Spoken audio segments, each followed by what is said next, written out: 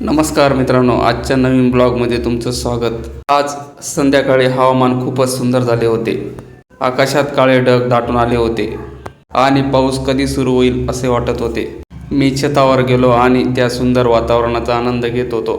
माझा छोटा एकूही माझ्यासोबत होता। तो आकाशाकडे बघत होता आणि आजूबाजूच्या वातावरणाचा आनंद घेत होता। त्याच्या निरागस चेहऱ्याचे हावभाव पाहून मन आनंदी झालं। थंड वारा, ढगाळ वातावरण आणि कुटुंबासोबत घातलेला वेळ हा खूपच खास वाटत होता। अशा छोट्याच्या क्षणामधूनच आयुष्यातील मोठा आनंद मिळतो मित्रांनो।